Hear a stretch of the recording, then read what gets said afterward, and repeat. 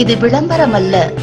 பிறவாமை என்னும் முகவரி தேடி அலையும் ஆத்மாக்களுக்கு இந்த AK மீடியா நியூஸ் தமிழ் ஆன்மீக தொலைக்காட்சி ஒரு விலாசம்.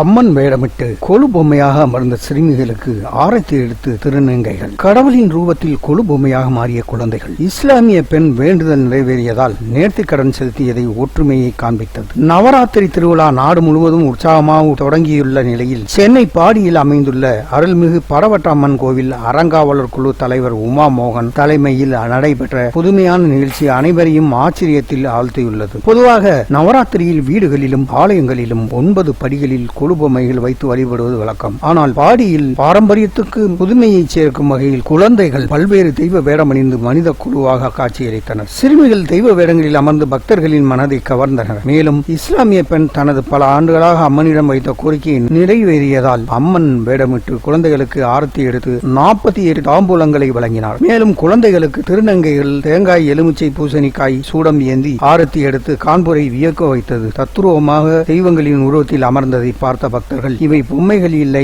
உயிரோடு இருக்கும் தெய்வங்கள் என நெகிழ்ந்து கூறி செல்போன்களில் படம் பிடித்து சென்றனர். மேலும் பாலமுருகன், பால திரிபுர சுந்தரி, சிவன், பார்வதி, அஷ்டலட்சுமி, முருகன், வள்ளி, தெய்வானை, தசாவதாரம், ராதாகிருஷ்ணன், மீனாட்சி அம்மன், ஐயப்பன், சாய்பாபா போன்ற கடவுளின் உருவ பொம்மைகள் அடக்கி வைக்கப்பட்டு காட்சிப்படுத்தப்பட்டன. இந்த அரிய முயற்சி பாரம்பரிய கலைகளுக்கும் ஆன்மீகத்திற்கும் குழந்தைகள் மத்தியில் ஆர்வத்தை உருவாக்கும் வகையில் பாராட்டப்பட்டுள்ளது. பாடி பகுதியில் இந்த தனித்துவமான மனித குழு நவராத்திரி கொண்டாட்டங்களுக்கு மேலும் மெருகூட்டியுள்ளது. ஆவடியிலிருந்து செய்தியாளர் ஆவடி ராஜன்.